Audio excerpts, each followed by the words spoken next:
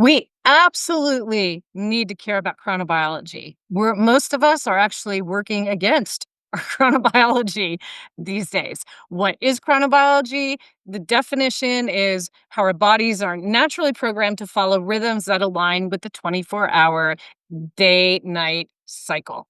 And simply put, as I like to put it, doing the things you're designed to do at the times you're designed to do them.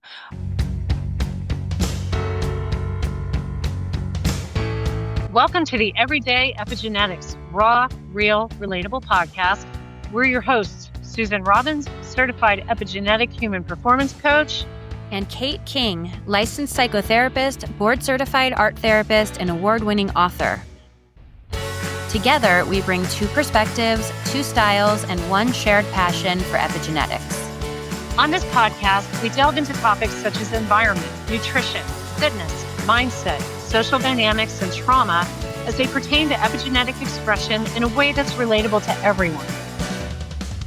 We recognize that everyone's needs are unique. There are no one-size-fits-all solutions for your mind, body, and heart. The true magic lies within you. So if you're ready to create a radiant life through epigenetics and reclaim your authentic self, then buckle up. Here we go. Welcome to the Everyday Epigenetics, raw, real, relatable podcast. We are your co-hosts. I am Susan Robbins, and I am here with my awesome friend. I am Kate King, and I get to interview my awesome friend today. We are going to hear about a really interesting, very cool aspect of the work Susan does. It's part of her work as a certified epigenetic human performance coach. It is also part of the AI-based platform Susan uses, which is called PH360. And I know for those of you longtime listeners, you're really familiar with some of these because Susan alludes to them a lot in our conversations, but I still think this is going to be really interesting, even if you think what's going on a basic overarching level. Today, Susan's going to be talking to us about something called chronobiology. And I don't really know completely what this is. Even if you've heard of this, you may not know completely what this is. Susan, let's just take it away. Let's just start with what in the world is chronobiology and why should we care? Sure. We absolutely need to care about chronobiology. Most of us are actually working against our chronobiology these days. What is chronobiology? The definition is how our bodies are naturally programmed to follow rhythms that align with the 24-hour day night cycle. And simply put, as I like to put it, doing the things you're designed to do at the times you're designed to do them. I would also tell listeners to go back to very first episode of Everyday Epigenetics, episode 1 with Dr. Cam McDonald. And I actually re-listened to it again on my walk today because it's so good. And that is another little bit of a deeper dive also into the chronobiology aspect. So you can get this episode and then you can go into that episode. And I think you're going to get your fill of understanding why chronobiology is so important because we're also very different. It controls essential processes like hormone regulation, digestion, cellular repair, mental alertness, things that so many people are having issues with. Why is it important? Because our internal clocks are vital to our health and well-being. Again, because of the control of those essential processes. Now, why is it not talked about? This is a big one. So while I was out on my walk trying to think of what rant I might have in my head today, I went to YouTube because this was before I chose to listen to Cam because this is really all I had to go back to. But I thought, let me see what other people are saying about chronobiology because I never hear about it. I only came up with a small handful of videos on YouTube around chronobiology, and they were only like 4 minutes long, 2 minutes long. One might have been like 12 minutes long. These little blurbs on something that plays such a massive part in our lives. But our lifestyles nowadays, they're so out of sync because we're so disconnected from our natural rhythms. We have blue light, and light is a time giver. So the more we're with these artificial lights and this blue light, this is putting more time in our heads, and why things like the blue light blockers, especially the red, is very calming and increases melatonin production so that we should start to get sleepy at the times we should be sleepy and not being focused on all these things trying to keep us up. Then we have technology. Hello. People are going also at a rate of 24/7, and we have so many shift workers out there. Me having been a former first responder, I did the shift work and I thought I was a night owl, right? Here's your chronobiology. I thought I was a night owl. So I actually volunteered when I started in law enforcement to work the streets graveyard shift, 10 p.m. to 8 a.m. I didn't realize how much I wasn't a night owl. I remember the very first time I was on my own in a patrol car and I pulled up at a traffic light when the sun came up, and all of a sudden people were honking at me because I fell asleep at the wheel. And it was like 6:30 in the morning.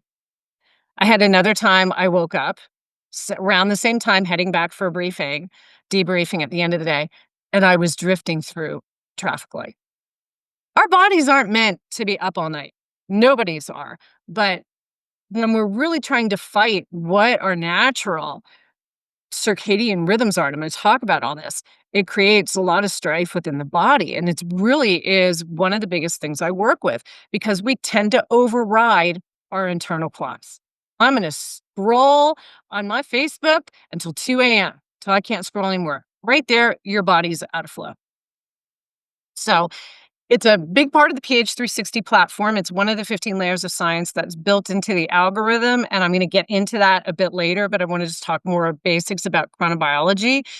It impacts our energy, our overall health, our productivity. We look at timing of meals, timing of training, timing of and I've again talked about this in the podcast. When are you most apt to be detail oriented and able to focus on that? And when are you most creative? Because if you're trying to fit into these boxes that aren't you, again, we get out of sync and then it affects the hormone regulation, digestion, the cellular repair, mental alertness. If you're off kilter with where you should be, and I'm going to be giving some examples as we go here. Intuitively, you're going to know this isn't right for me. But what do? We choose to try to fit into these environments and these situations that are just not us.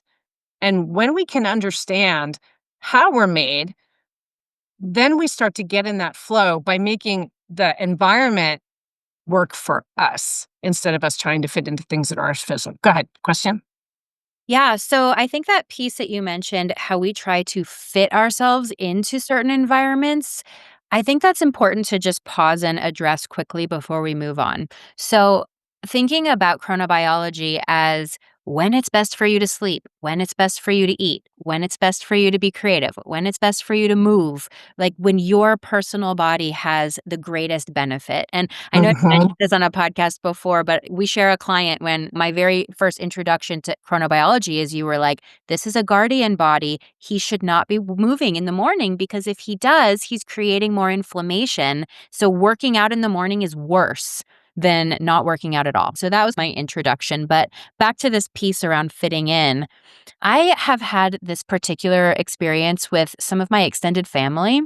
My husband's family are night owls. It's their culture, and I don't know that it's the Right thing. for their body types, but for me, it has always been a really big challenge, and it's created a lot of strife that I think now we've really mostly learned how to navigate and find good boundaries around, but I wanna eat an early dinner at, like, 5 o'clock, and they're still scrambling, they're still full from their 3 o'clock lunch, right? And then I would love to go to sleep by 9:30, 10, and they wanna stay up playing cards and laughing and having fun until 2 in the morning, and it has been a real struggle in our life, and I can speak to how I've had the impulse to try to shapeshift for belonging, for connection, Hmm. because Yeah. connection is one of our primal human Yeah. needs, and the way Right. that we bend ourselves into a pretzel to fit into whatever dominant culture we're in is the way that we're trying to access love, connection, and belonging, and I think it's really important when we are talking about chronobiology that there's an understanding on kind of all parties in the relationship that if you do happen to be a night owl, if you do happen to be an early bird, how do those people connect and have their sense of belonging without someone self abandoning to the point where they don't feel good and they're throwing their biology into a loop? And so now we've entered the realm of healthy relationships of you have to have these conversations, you have to set boundaries, you Yeah, absolutely. express your needs. I Yeah. think it's just important to understand that yes, connection's important and chronobiology is important and you can have both. Yeah, absolutely. And that's I love working with couples and families because they start to understand why these differences are, that they're biologically driven and how to support each other within that. And interestingly enough, I've worked with couples where one was a night owl, one was an early bird, and it was typically the early bird trying to fit because she wanted to spend, and this was more than one couple, and it was the woman doing the fitting in, but wanting to spend that quality time with the husband, go to bed together. That's where you would have intimacy, things like that, and have that closeness. And she was always off. And so he actually went and traveled. This is one couple I'm talking about. He had to go travel for work, and she had the place to herself, so she was going to bed around her profile time, which was around 10 o'clock, getting up earlier at 6 as opposed to 8. She's, "I am rocking and rolling." And I said, "Now you're gonna have to try to find some ways that you guys can work together. If you wanna be intimate, have the intimate moments before, and then you stay in bed or you go and he can get up, or he can lay there and cuddle with you a while and read or do whatever. He doesn't have to go to sleep." But the more you try to fit in each other's, and I was never trying to get him to get to bed earlier because it was so against how he felt and he couldn't get to sleep. So sometimes it's easier for the early person to try to stay up a little bit later than it is for the night owl to try to go to sleep at 9 or 10 o'clock. I And then think there's be up early. also there can be a layer of judgment here culturally depending on what's normal for people. Like people can be like, "Gosh, grow up, learn how to stay up." You know, there's I find this also on the introversion and extroversion spectrum that sometimes extroverts can be really judgmental of introverts and they can just be like, "Gosh, you're just antisocial or unfriendly," when really if they could just honor the differences, then they could have more of that flexibility. So sometimes I find that not necessarily night owls or early birds, I don't think That's health types in general. it doesn't Yeah, always go one way, but I do think that sometimes people can have a strong judgmental quality, and sure. maybe this is a an invitation for you, if you're a strong judgmental person, to think maybe there isn't one right way, and maybe if you open your mind and you honor other people's Mhm. rhythms, it actually brings you closer to the people you care about because they feel supported when you see their rhythm and honor how Yeah. it's different from your own. And so that's just I wanna put this out there that there just isn't one right and wrong way. It Right, can but all know that come the together. introvert extrovert doesn't tend to be a chronobiological thing. That's a Separate. little bit, yeah, that's different. You'll yeah, Yeah. and again, I tell people when they start to come to work with me with the PH360, I just typed this to someone yesterday. I said, "Warning, you will never look at yourself or anyone else the same again." Because when you start to understand yourself and why you've been doing what you've been doing, then you innately start to respect Mhm. others around you for who they are a little bit more, even if you don't know their quote health type. And the health types have very distinct chrono chronobiological patterns. Bear with me today. I'm a little tired. I was having police dreams last night. I was telling Kate, so I'm like, I'm having this weird brain fog because I was dreaming I was back in uniform last night. You have the activators. We are early birds, and I had lived as the opposite as a diplomat night owl for 54 years of my life. I was so out of balance and didn't realize because I was so away, out of sync with my circadian rhythm. You'll have a diplomat, a guardian. These are your slower. They're going to have a slower start to the morning. And when you bring up the client the mutual client, it's not don't move in the morning, but it's have a slow start. So I met with another mutual of ours yesterday, the female, and she is rocking and rolling, loving the slow start to the day.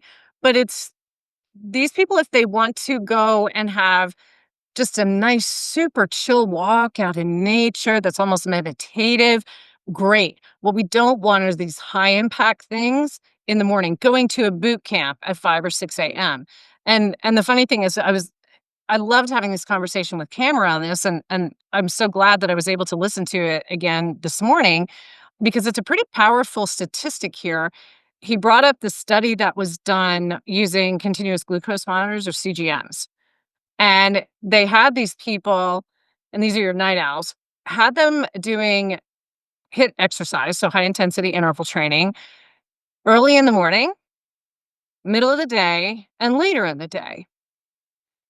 And what they found was that later in the day is optimal for them. This is when their body is going to get the best bang for their buck in a workout. The body is going to respond the best. So, is afternoon workout, no workout, early morning workout. And again, this is high intensity interval training. The afternoon, really good results. The morning was more detrimental than doing the ones that did nothing. That's so Because wild. of cortisol response. And so I get a lot of these people because we also know that up to 30 to 40% of people in these health types, like the diplomat in specific, will be non responsive to most given exercise programs. Mhm. And when we get them doing the right things at the right time, per their chronobiology, it truly is a game changer when we understand our clocks and that there is no one size fits all approach.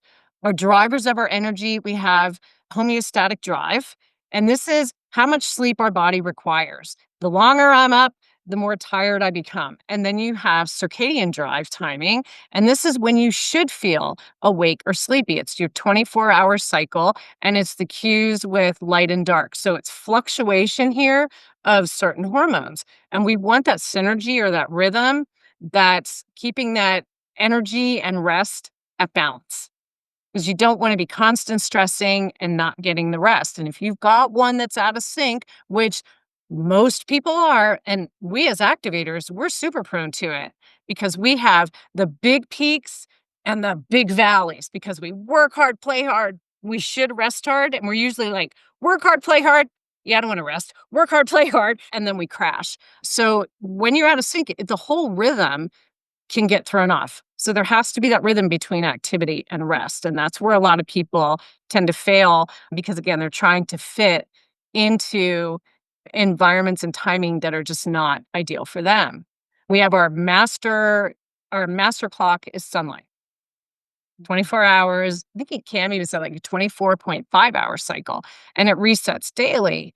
And I thought this was a pretty impactful statistic. When we are out of sync, there is more than a 40% increase in obesity, cardiovascular disease, type 2 diabetes, which you and I just recorded on last week, and cancer. Mm. That's hugely impactful. Then you also have influences on digestion, fatigue, brain fog. And here's the funny thing. Now I think of it, I was up too late last night. I worked late, so I have to bring myself down. And I found myself at 11 o'clock getting into bed, which is significantly later for me. And I did my prayer, some medication, turned the lights were out, and then I realized I forgot my mouth tape. So I had to pop out of bed for that. Now it's like 11:20. And now that I think of it, it's making sense. If after 11 o'clock for me, I don't function well. I don't sleep well. So I know this about my body, and I had that feeling last night. So again, understanding you makes a difference because this also leads to poor recovery. Mhm. If you're having issues with IBS, IBD, inflammatory bowel, things like that, brain fog, not as good mental acuity, look at your timing because I guarantee you something's going to feel off. Yeah. It typically does. Go ahead. I want to share something that I actually heard on another podcast. I hope that's okay to do here. Can we share? Why not? I'm sure everyone's heard of this podcast before. It's called The Huberman Lab with Huberman Lab. Andrew Huberman. He's really cool. I like him a lot. I learn a lot from him. he is both a neuroscientist and also an ophthalmologist. So he studies the brain and the eyes, and he talks a lot about getting light in your eyes in the right times of day The to sync right your times. circadian clock. But what was really cool that I did not know that I learned from him is the circadian clock, that has a scientific name that I'm not going to try to butcher on our show today, actually lives above the roof of your mouth. And so it's in complete darkness. And because of that, it doesn't set itself. It relies on the light that comes into Sunlight. your eyes to actually access that dark chamber where that clock lives. And so Huberman talks a lot about getting low solar angle light, which happens at sunrise and sunset. And that specific color and frequency of light sets that clock. And it's really funny Mhm. because my husband and I will be traveling sometimes, and this is a thing that you can do to set your circadian clock when you have jet lag, is try to get that low solar angle light at the destination where you've just landed, and just be outside and get sunlight to help Yep. your clock catch up. Oh, she's 8 hours ahead of where she just used to be. And so we have this joke where he's better get that low solar angle, Kate, because he knows that I get off the airplane and I'm like, okay, we got to get some light in our eyes. And I Mhm. don't know, maybe this is his health type. He can go with the flow and he does well everywhere with every situation, but I do not. And so he's always joking about that. But I just was really struck by, why did Mother Nature put the circadian clock in the dark? That's really wild. And then when you're talking about shift workers who aren't getting that low solar angle when they should, or the high solar angle when the sun is at its peak and it's the middle of the day, of course they're confused. And I wonder, Sure. Susan, is shift work good for anyone, or We're is gonna it get bad into for shift work. everyone? It's really not good for anybody, and we're gonna get into that. I have a whole Yeah, I have a whole section planned on time Okay. shift work, and actually, I was Great. gonna actually bring it up for the first time here, but I had a couple of fun facts that I wanted to bring up as well. But yeah, I love the Huberman podcast. Really, some really good, very science-based. Mhm. So if you like those deep dives into science, go listen to him. They're really good, but he does make it pretty relatable to everybody. So yeah, I highly recommend that. But yeah, this is where you think about it, the darkness and then light is a time giver. Light is a time giver, but it should be the sun. And then we're messing with the sunlight when we're doing daylight savings time, right? Everybody's thrown off with daylight savings. Yeah. Like, I Or don't if sleep you live for above the equator too far, if you're in Alaska, 24 hours of sun or light. it really messes with Oh, people. Yeah, and maybe you can talk about those sad lamps too that provide artificial light for people in who are really far north in the winter who need more light. yeah, I think those kind of things can be super helpful to be able to get that light because 24 hours of darkness, that's brutal. But again, 24 hours of light, that's tough too because when do you start to come down, right? Yeah. A fun fact, street lights can suppress melatonin 60%. Street lights. Again, Just it's streetlights. If there's one outside your bedroom, do you mean, or if you're driving your car at just night? street lights. Yeah. It's Yeah. that artificial lighting. Yeah. And this is why we're up late. If you look back in the days of old when we didn't have all this technology and all this artificial lighting, people, when it got dark, you went home, you had dinner, you retired for the evening. Now, again, it's like we're up at all hours until all hours. And people are thrown off and they wonder why they're tired. And one of the things I do is with the PH360, and I'm going to come into that in a second. There are clocks.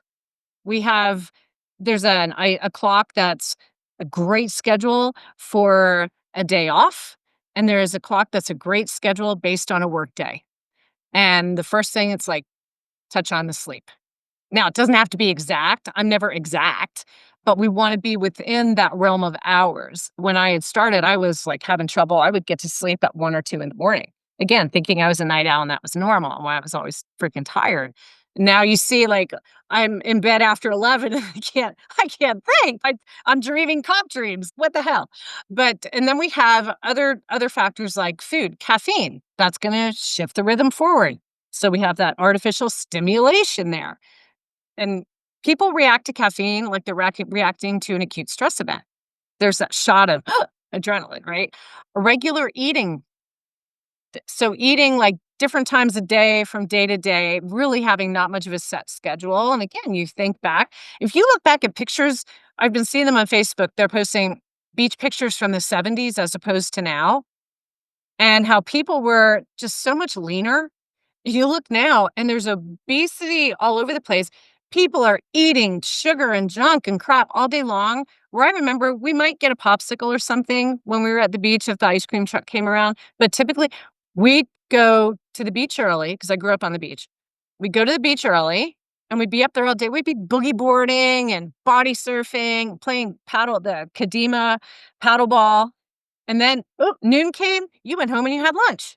Mhm. And then you came up for the rest of the day and you were active again, and then you went home and showered and had dinner.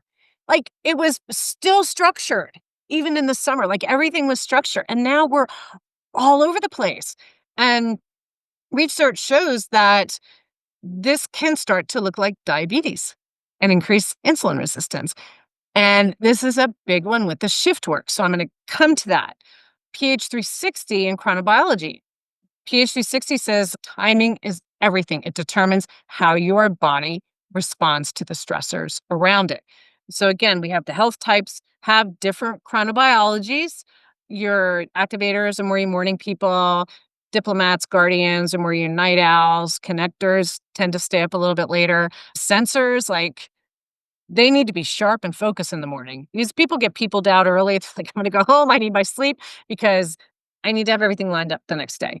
We want it to reduce stress on the body because when we're out of sync, that's when we try to adapt. And as we see, we pay the price physically, mentally through stress.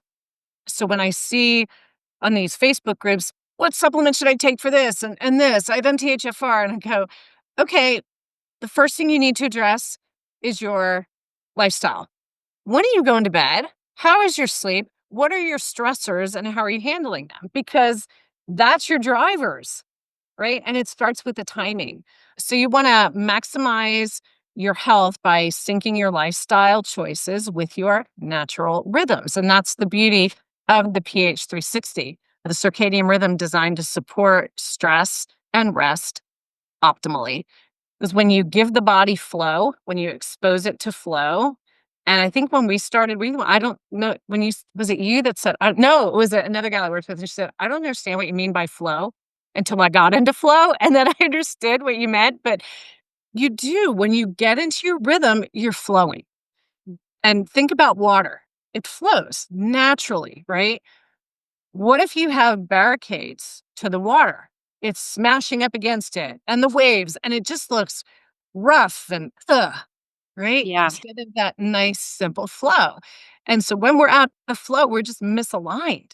But that misalignment can lead to dis-ease in the body. And I've talked about this before. Dis-ease turns into disease and other mental or physiological issues that are sleep deprivation, right? So when we're in flow, then we can get more into homeostasis, that natural balance between energy output and utilization, and create that flow. And then we can accomplish more by doing less Right. instead of that fight, fight, fight to try to get into the natural flow. Right? Better results with less. Can I speak to flow before we move on? Yeah. I think the something that can be tough for people who are trying to make these changes to either sleep cycle or when they're eating or how they're eating or when they're moving is you may have built an entire world around misaligned lifestyles. That might be your friend. That might be your chosen career path that where you say, okay, so I'm supposed to work out in the morning, but how am I supposed to work out at the morning when I'm supposed to be at my desk at 6 a.m.? You might have to take a look at your career and see if it's time for a shift. Is your career really Yeah. fulfilling you if it's actually misaligned with your flow? Or this relationship, this group of friends that you hang out with, they insist on staying Yeah. out until 2 in the morning. Are those really the healthiest people for you? So I think that can be one of the hardest things for people is coming into alignment and flow requires change. It requires the willingness to say goodbye to old patterns and people and experiences and behaviors that you might be really comfortable with at this point. And Yeah. it's important not to get to the rock bottom, desperate place where your health is hanging by a thread before you And I see that. before you Yeah. take a look at your friend group and you're like, "Ah, are these people really healthy for me?" Yeah, I think that's great. And I think also because that is a lot of my friend group, a lot of people like to stay out. I love to go dancing. It's at a bar, I don't drink, but they like to stay out to the end. And I go, "Okay, what time does this start?" It starts at 7 and I want to stay and dance until everything's done and I'm soaked with sweat. But I know that if I'm asleep late, I'm not going to function the next day. It's not worth it for me. So I think it's in working with clients is getting them to have that confidence in themselves enough to say, I do, okay, I'm good for 1 or 2 sets, but by 10 o'clock or 9 o'clock, I'm out of here. So Mhm. I'm not going to go somewhere where I have to drive 45 minutes to listen to a band that starts at 9 o'clock. Right. And I'm there Or for less time than it takes me to drive. or have your own transportation with people. If Yeah. you're gonna go do Just drive something, yourself. yeah, take care of yourself. Like you've spoken to on past podcasts, if you need to bring your own food, if you hang out with people who eat differently than you, bring your own food. So I think, yeah, you can hang out with people who are not your health type. You just have to protect and honor your health type when you're with them. Yeah, absolutely. It's just you getting confident in being you. And what I thought was beautiful yesterday, our mutual client, she had gone to stay with her parents for a bit.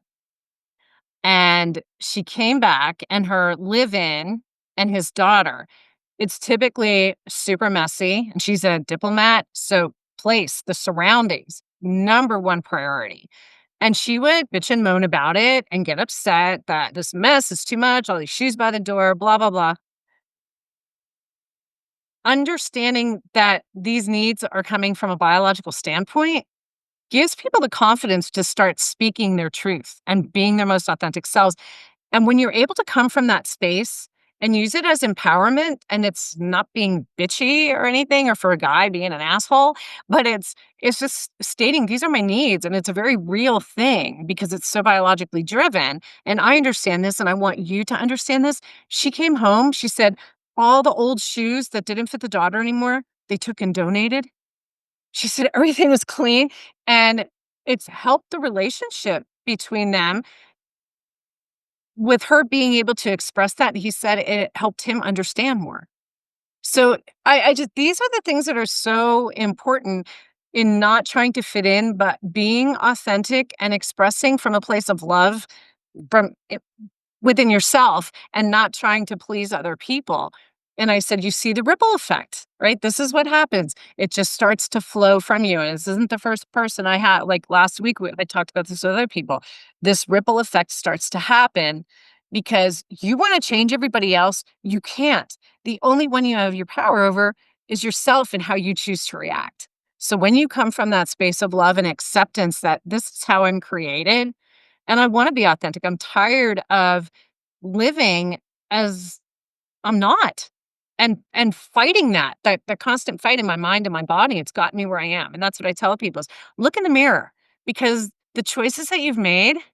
I had a little rant, not on the run today, on the porch of the house. One of them was, "Look in the mirror. Your choices got you where you are. Are genetics playing a part? Potentially, but they're probabilities and propensities driven by lifestyle and environment. Look at you, look around you. This is what's happening, and you have to address this. And chronobiology is a major part of this that no one's talking about. So that's why we're here today.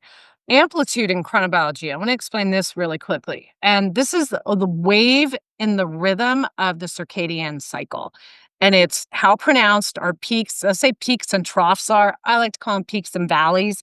For example, like your sleep and awake cycle. So we want to see high amplitude, that difference between being awake and then that deep sleep. Nice and deep, right? This high amplitude. When we have low amplitude, and you'll tend to see older people have a little bit less. They're a little bit flatter than the younger people, but I think this is what research says, but I think as we get older, if we're dialed in, we can really see that amplitude affected by our lifestyle choices. And that's what I think I see with metrics and everything, but when it's low, it's typically more disrupted or, like I said, muted, a little more flatlined. and just less impactful. And then we tend to see more health issues and things like fatigue come in. So we want that good amplitude. I just want to throw out there the importance of that. A little bit more on the PH 360. Then I'm going to get into shift work because that's something that is close to my heart. The core of personalized and precision health isn't about just what's healthy, but what's healthy for you at this time. So the beauty of the PH 360 profile, your chronobiology, as far as timing of training and your sleep and everything, that's always at the forefront. And that doesn't change much because you're not going to be changing your health type. You might be a cusper that falls into another one, but they're typically going to be either night owls or early birds, either way, and not going to create any disruption there in the chronobiology. But that's always at the forefront. And the beauty with PH 360, it's always meeting you where you are. So as you change, if something does shift, it shifts with you. You might see a little bit of a change, maybe in the winter, it might shift to a little bit earlier of a bedtime. I've seen some changes, and maybe this is just me noticing this. I've never heard it talked about, but I've noticed it. I was like, oh, I thought it said 11 before, and now it's 10:30. So maybe just like little bits of shifts, and it could be because it's picking up on the time and it picks up on where you live, how much sunlight you're getting. So all that plays a part. Okay, shift work. I have worked with shift workers. I was a shift worker when I was a police officer. And I will tell you, when I worked nights, I never, even on my days off, I never felt good. Never. I had a lot of trouble. I got permission from my very first sergeant when I was a rookie, when because everybody would go to quote dinner at 3 a.m. And I tried that, but then I was falling asleep at the traffic lights, which is probably a little bit dangerous. Probably should be carrying a gun at that point. And I got permission. I said, "Can I go home and just take a nap?" And he said, "As long as your radio is on and you don't miss a call, I don't care what you do." So I would go home at about 3:30 because I would be on till 8. I would go home about 3:30. That's when I really started to feel the fatigue coming in if it wasn't busy. And I would set my alarm for 45 minutes. And I would lay back on my bed, full uniform, just sit back halfway, and the alarm would go off, boom. It just gave me enough to get through the day, and I didn't fall asleep at the lights anymore, and then was able to get back to sleep in the morning, but even on the off days, you just never feel right.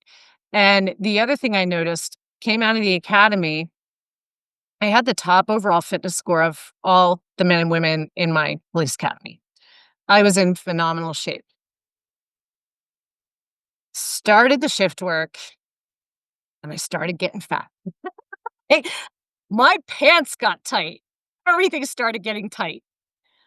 Didn't do blood work really at the time, so I didn't notice how anything was changing, but like I said, I was going and didn't know that I was celiac at the time, and we would go to Denny's, was one of the places, and I would get this moons over my hammy, which was like French toast with ham and cheese, all this shit in there, right? Eating these big meals.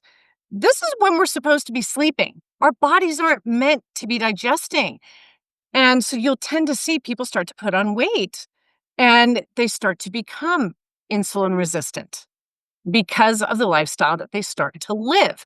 So the beauty with the pH is we can tailor a food plan around how we're working with shift workers. And I'm going to get more into the shift worker aspect of it, but I worked with a police sergeant who was doing protein shakes at night. He was eating his meal at night because he wanted to have bulk, but he was carrying too much fat. His lipid and insulin resistant numbers just weren't good. And I actually, Dr. Cam helped me out on this because I was pretty new at the time. And he said, first of all, no eating overnight. And this sergeant was like, "Are you kidding me?" And I said, "No, drink all you want. If you need caffeine, do the caffeine, but lots of water. But let's do your last meal right about when your shift starts at 10 o'clock at night. Nothing else until the morning." And this is going to be brutal. He lost 4 pounds the first week. He was energetic. He felt better. We didn't do labs to follow up after that, but I guarantee you his blood work improved just by making these switches. And then in the times that he was awake, He would go to sleep. It was like, come home, go right if you can, go right to sleep. A lot of people like to come home and work out. It's still that's a lot of taxing on the body. Go to bed, get as much sleep as you can, and then when you're awake, do as regular a type of a schedule as you can. Have that last meal. But even with that, I still don't feel like anybody's going to be 100%. I did work with one guy in Montana, Ernsey, and I'm a vampire. I've been working nights for so long, I can't function during the day. So he adapted. I don't know where his health is now, but his body had adapted to that point, but at what cost? Who knows? Because I that think was people just will sometimes bully their biology into adapting yeah. when really and sometimes it seems to be working, but I think there's been some statistics, maybe you've heard these too, that night shifts actually take years off of your life, and so sometimes Oh, you don't see that lowers your life effect until expectancy. much, much later. I have a question for you before we move forward. Yeah. So, speaking about parents with young kids, this is a time where your sleep is super dysregulated, it's disrupted. Also, your meals are disrupted when you have young kids often, especially if you're a nursing mom or a working mom. It's just very difficult time to be focused on your own chronobiology. Another time when I think disruptions like this can happen is caring for elderly parents in Mhm. the home and also when someone has an injury, if they're uncomfortable at night, if they're in pain and their normal cycles being disrupted. Can you speak to the difference between having this as your consistent lifestyle versus having this as a temporary disruption that you can maybe after months or maybe even years work on, figure out, tune into? Because I think most of us at some point will have something in our lives that will mess up our cycle and it'll be outside of our control.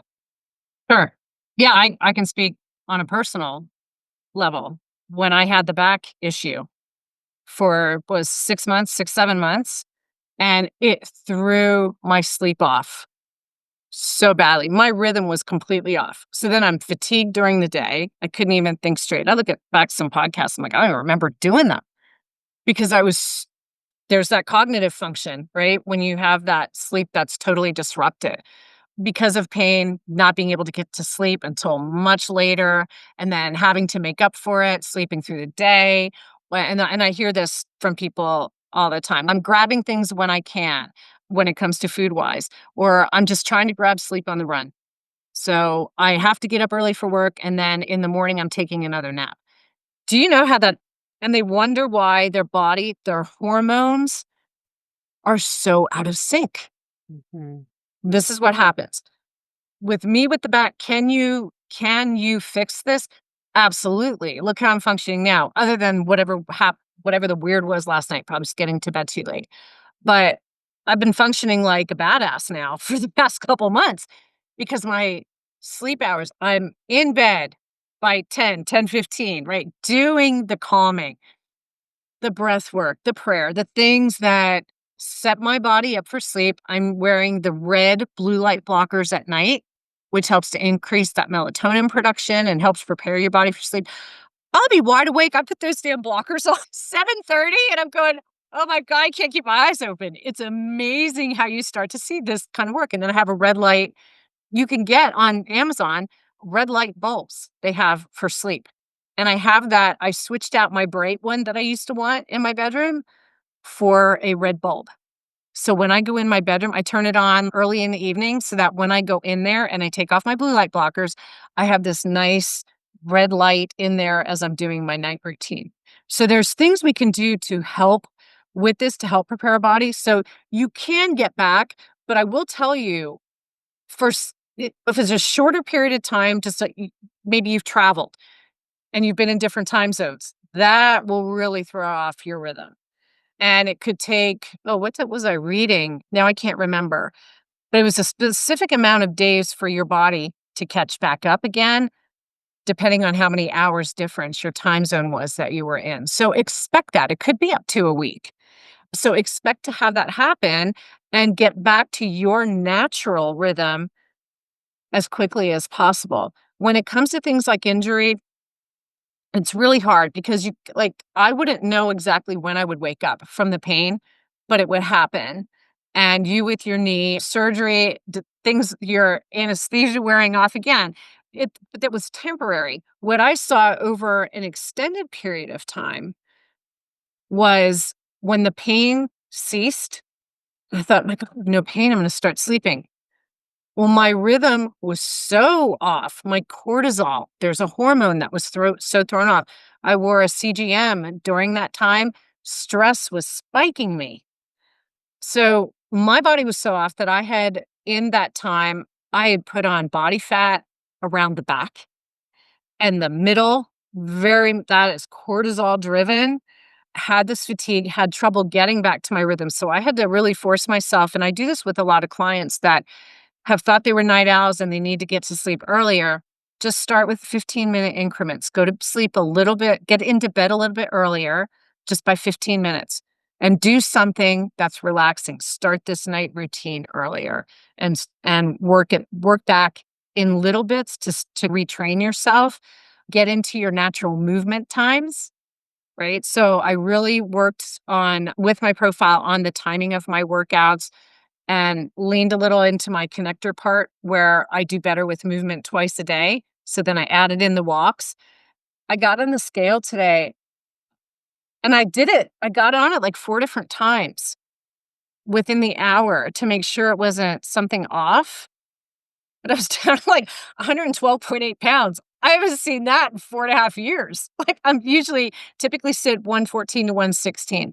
I went up to 118 with that lack of sleep. So getting back into your rhythm, just take one thing at a time. Maybe get your meals back on the timing. Worked with that. Get with the right foods. Get off the junk because if you're out of sync and your body's stressed, likely you're going for crap. You're going for those comfort foods, likely sugar, trans fats, high saturated fat type things to make you feel better, and they're just throwing your system off more. So get into what's right for you. If you have a profile, get back on that damn profile and dial it in. And like I said, it took me about maybe 2 weeks, and I started seeing my deep sleep improve. I started sleeping through the night and the body fat's starting to come off to where I looked in the mirror and I'm just like, God, I haven't seen myself this lean for a while. So yes, you can. And it's just dial it back in. If you don't know how to dial it in, then reach out to me and we'll get you dialed in. But when you're living in the body in this state of chaos, we need to start taking the steps to get you back.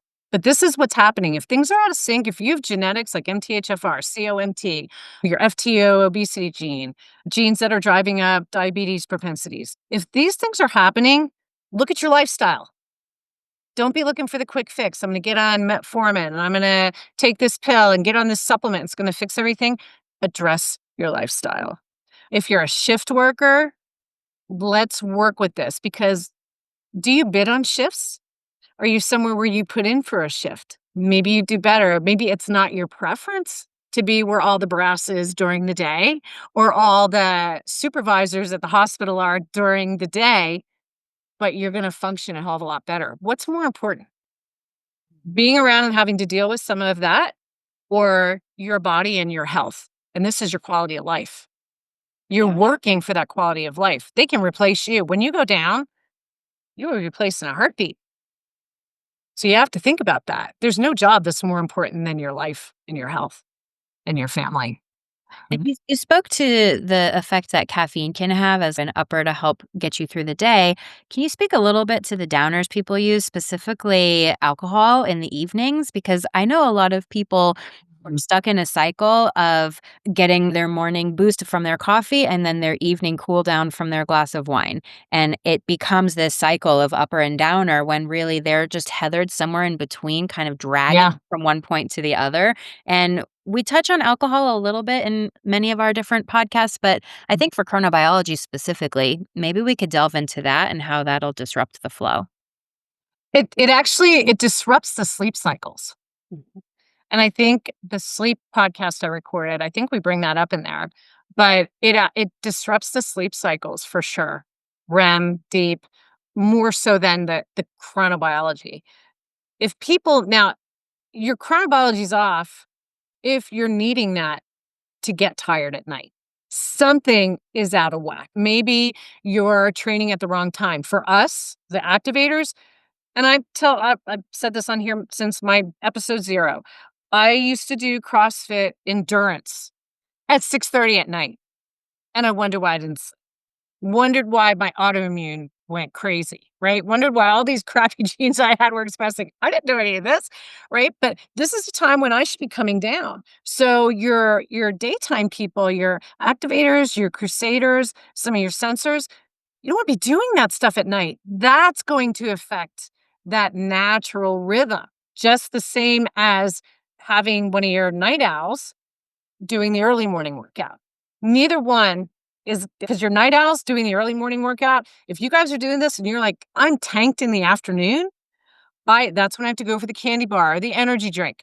Okay. And I'll say, so when are you working out? That's what's tanking you. It wasn't, I had this great work and I'm tired. No, you should be energized. There's a problem there. A lot of Mhm. us will get that normal little dip in the afternoon. For you and I, what's best for us is to move, right? For them, they should actually have peaks in the afternoon. Very, very different. The health types, again, very different chronobiology. But if you're using alcohol to get you to go to sleep, I'm telling you again, and I'm going to stress it, looking at you people, what's going on in your life? Mm. Why are you using the alcohol? Are you using it to get tired? Are you using it to help you relax because you're so stressed? And then it's going to create more stress within the body, especially if you have specific genetics, maybe that don't break it down as well. It can be more toxic. And this is why you have a hangover feeling because you don't process it. As far as caffeine, pretty much the same thing. Are you a night owl type? Again, you might not know, but if you know, you are a diplomat, guardian, even some connectors, and you're waking up in the morning, you're like, "Oh, I gotta have this caffeine after my workout." Right? Is it or before my workout? Is that because you're working against that chronobiology, needing that caffeine in the morning to get you going, when all you need to do is have a slower start to your day, which will actually let you naturally build in that beautiful energy, the amplitude to have you start gaining energy through the day? Or using it as that Band-Aid. We all want these Band-Aids. Let me just slap something on it and it'll take care of it, whether it's a glass of wine. And the other thing I hear is it's just wine. Okay, wine is alcohol. It's just a beer. I don't drink hard liquor. Doesn't matter. It's alcohol. Yeah. So the caffeine, it's no different than doing, well, I'm gonna take some speed in the morning and then I'm gonna take a sleeping pill at night. No different. Why? Ask yourself why. If there's a medical condition, is your lifestyle contributing to it? Or is it something that needs to be treated that's causing this? But likely, you're just very out of sync and you're looking for these things to pull from when it could be just your timing. And again, that with a say it's a we have a mutual client, he gets up at 4 in the morning because his work is in another country. So he's on Zoom. And he's just pushing himself all day. It's not a natural rhythm for him. So this body is stressed like all the time. And it's that one last piece to the puzzle. But there's that dangling carrot, like the money's great. Again, at what expense? That's the piece too. Is life these days is really fast and people are looking for the quickest, fastest, easiest fix because they don't feel like they can really slow down and honor the body and its needs. And I'm glad you spoke to that about sleep because I have been completely off alcohol for 5 years and I have learned so much about it since. I know Mm, now that it's a neurotoxin. It's not just bad for your liver, it's bad for literally everything. everything. But the reason why I stopped drinking was because it was affecting my sleep, and my sleep was so incredibly important to me, and it actually made me question, like, why wasn't my sleep incredibly important to me before? Why did it take me this long to Yeah. prioritize it? But for whatever reason, it became a top priority, and then it became really important for me to look at why I was drinking that nightly glass of wine and the way that it was like the reward at the end of the day, or like finally got the kids to bed, I'm still buzzing and this helps me calm. So then it forced me to look at replacing that with healthier behaviors. And now my sleep routine feels incredibly healthy. My social life feels healthier. I'm not using alcohol as a crutch to open up.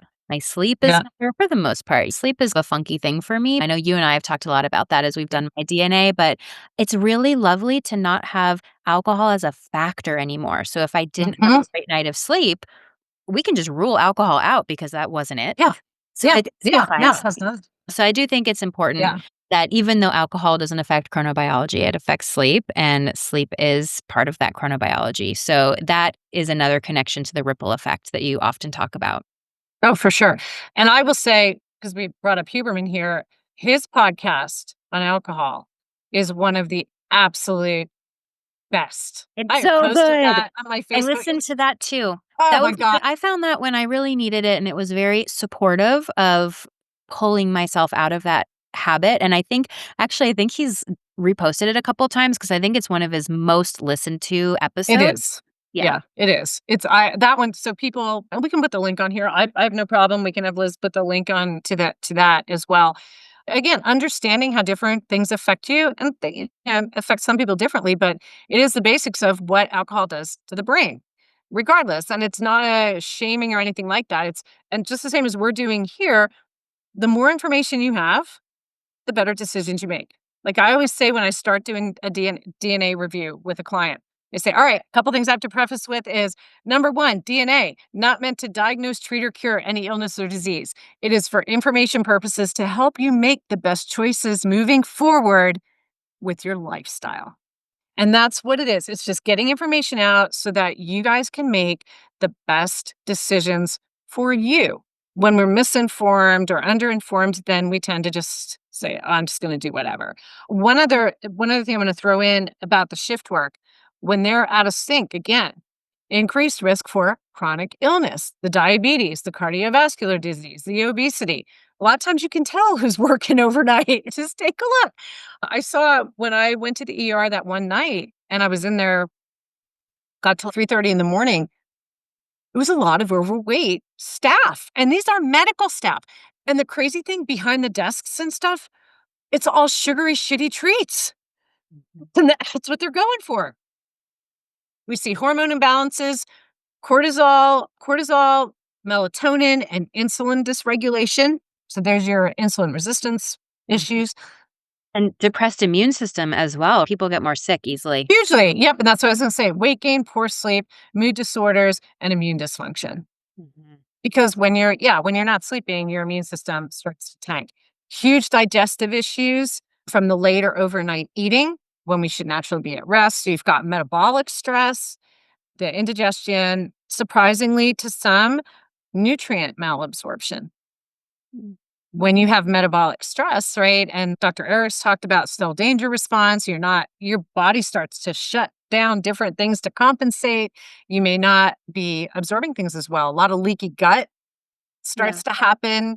And that is also contributed to because a lot of the junk that people eat overnight. And also the parasympathetic nervous system kicks on to help you soothe and relax, and the nickname for the parasympathetic nervous system is the rest and digest. Digest. And Yep. so if you're in chronic stress from being out of flow with your chronobiology or any other reason, frankly, then your rest and digest will be disrupted first. Tank. Yep, there that goes the tank. Any people getting sick, right? I don't feel good. Yeah. Cognitive decline from the disrupted sleep cycles. Mhm. What am I missing? Poor decision making, impaired memory focus. I have some notes here because I wanted to make sure that I covered everything because it is such a a big topic that's not talked about. Yeah. So again, these are things that we can mitigate just by understanding. Mhm. And if you don't want to understand your body, that's fine. This isn't the place for you, right? But for those who do, this is really good information to have. And like I said, one of the things we look at with coaching is that get on the sleep cycle. Let's start looking at timing of things. Even when I do a consult, I actually had a consult the other day, or spoke with a woman yesterday, and I'll say, so when are you going to sleep? What's your sleep like? What are the times you're eating? Who's asking that? Are dietitians and nutritionists typically asking people about their timing of things? No. They're not. They're just like, "Okay, here is you have insulin resistance, here's a diet plan." And it seems like such a simple question to ask, right? It's like a very low stakes question that can have a lot of reward. So, if people could just build this in, if you're listening and you are some type of healthcare provider, if you're a therapist, if you're a nutritionist, if you're an MD, whatever your deal is, if you could just ask people, how are you eating? How are you sleeping? How are you moving? I think you might get more information and you might be able to better support the people who you care about. And even if you're not a healthcare provider, if you're a parent, if you're a friend, if you're somebody's daughter and they're struggling, just start to ask them some of these questions and maybe just do some experimenting, play around, right? If you're Yeah. feeling exhausted, If it's you don't hard. know, or reach out Yeah. because we can help. Um, Yes. Definitely yeah. reach out to Susan. She's a wealth of knowledge and information for But sure. I think it's important with, again, talking about circadian rhythms when you bring up kids. Parents leaving kids with the cell phones, with the computers on at night. You're setting them up. What maybe this is a piece that I've talked about with kids aging at a more rapid rate or young people aging at a more rapid rate. I've said I think it's the advent of technology and toxins. If you Same as the diabetes we've been talking about. If you have kids that have these issues, maybe they're obese, maybe they have insulin resistance. How late are they staying up? How late do they get? What time are they getting up? Are they kids now are going for coffee in the morning, right? Because they're so stressed, they're not getting sleep, they're on these electronics with all this artificial light. If you're gonna let them stay up, get the red blocker glasses, do something to help mitigate this. But take control. Be a parent, not their best bud. They have their best buds. Be their parent and make these decisions. Help to make these decisions to give them the structure that's setting their bodies up. Because with what was it, every 1 in 3 teens being pre diabetic, that's unacceptable. And look at what we've talked about here how timing can affect insulin and the glucose levels just through stress, right? So I think parents call you out again, look at yourselves. What kind of examples are you setting? And are you taking control or are you letting your kids control you with the things that are healthy? Because you're going to be paying at some point. You're going to be paying for healthcare for them a lot sooner. We never even had to go to the doctor when we were little unless we got really sick, which was pretty rare, you'd see. But now it's like these kids are at the doctors all the time for things. And adults, 75% are in doctor visits for stress related illness. 'Cause they're not sleeping, they're all over the place, they're not eating right, their circadian rhythms are completely off. So you see how all this plays together, and that's why I say the body is a complex system, everything is a complex system. You can't look at one lab value, 1 or 2 genes, just the food, like, it is such a whole plethora that we look at when I coach someone because you truly have to look at everything to bring someone into balance because if you have 1 or 2 things that are off, it affects everything. And the chronobiology, again, first and foremost, start thinking about this. I want to get the word out there because it's just not being talked about. And it is a massive player in who we are and how we respond to stress and the world around us. Yeah. Awesome conversation today. I think this was really informative and helpful. Um, Yes. Thank you. yeah, yeah. And you had Uh, are awesome you input as usual. are you ready for our closing question? Yeah, do it. Okay. Susan Robbins, certified epigenetic human performance coach. You got what, that perfectly. what are you doing today, presently in your life, to cultivate a radiant life through epigenetics? It was funny talking about the chronobiology. Like I said, I slept really weird last night, weird dreams. And when I woke up super early and I thought, I could just put a different frequency on, try to get back to sleep. But I didn't. I did some meditation and prayer, got up and ate. And then I said, I'm going to get out in the sunshine because I know I just felt like that foggy.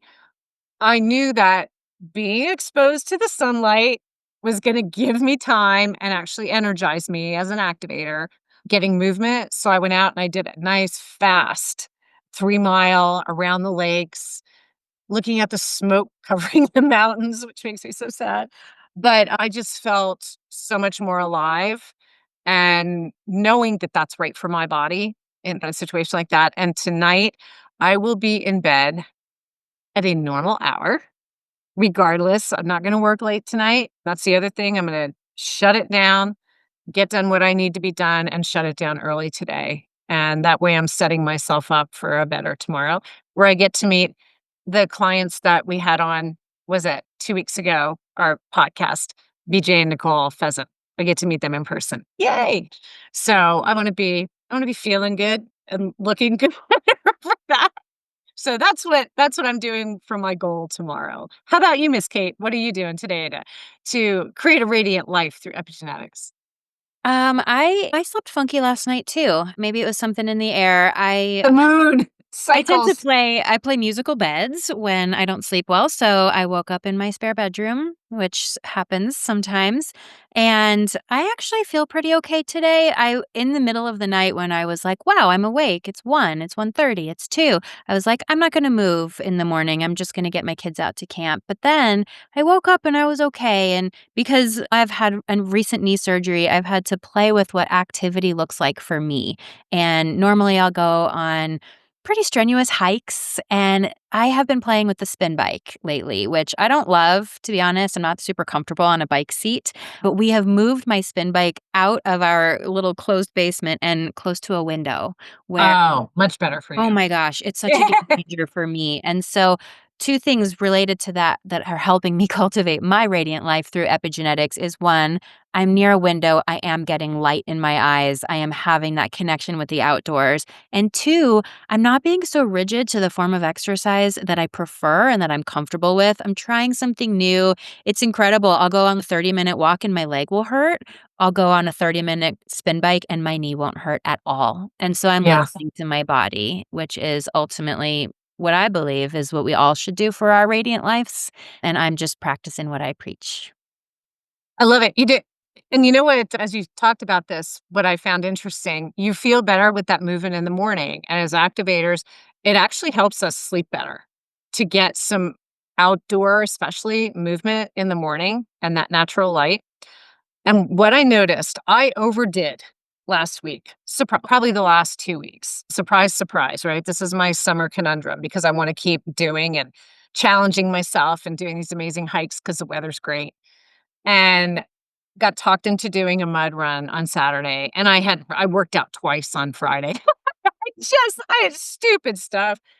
So Sunday morning, I woke up, I was flatlined. I was like, "I don't have the energy to do anything, like, nothing." It took all I and I said, "I am not even gonna blow up my paddleboard. I'm gonna go just to the pool. I'm not gonna go take a walk because normally, I would just at least go just get, like, the 3 mile in, just super chill at, like, 19 miles an hour or 19-minute mile, 19 miles an hour, my god." So I walk over to the pool, which is right next to my building, and I laid in the sun for 3.5 hours. When I looked at my tracker, I'm all orange, which is stress. Now, rest is blue. And I'm going, I didn't do anything. I legit laid there for 3.5 hours. And at the end of the day, my Garmin said to me, "You've had a very stressful day. You should get some movement." And I thought, now I'm just too exhausted. I was more exhausted from doing nothing and just sitting out there than I was still tired yesterday. And I went for a walk and it's, "Oh, I did twice. I went in the morning and I went again in the afternoon." And it said, "You had a stressful day," because I did a hard, long work day. But I said, "But you still found time to exercise, which is going to help your sleep tonight." Right? It just like how it was set up. But really interesting to see the contrast in a body that needs movement that actually helps. Now, there's gonna be days like you are going to also have to do, I need a day to do nothing. And you'll feel that you need a day to just do nothing. And it's okay. It's not guilty to just do nothing, but to see that contrast in how my body reacted, like so stressful, doing nothing, like just really Yes, I mean, that shocking. really speaks to the personalized health and having this awareness. Right? Yeah. Yeah. Yeah. Okay. All right, Thank everybody. you. Thank you so much. Susan, do you want to just let people know again where they can find you if this is interesting and if they want to work with you to find their chronobiology for their health type? Sure. You can go to my website, which is healthyawakening.co, not .com. You can email me through there. You can message me through Facebook, through Instagram. Also, you can go to our new Facebook, Everyday Epigenetics Raw Real Relatable chat group. We'd love to have some people actually chatting in there, so please come and join us. But you can find us there on Facebook and you can ask questions. You can comment on the podcast, interact with us. We would love to see you there, give us feedback. So you can reach me through any of those ways. If you want to learn a little bit more about personalized health and chronobiology, I have a free ebook. And that's also available on my website. We'll also have links to everything and ways to get in touch with Kate if something resonated with you that she said and you want to reach out to her. But all of these links will be in the show notes as well. So thank you so much, everybody, for joining us. So get out there, make it a great day, and be your most authentic selves.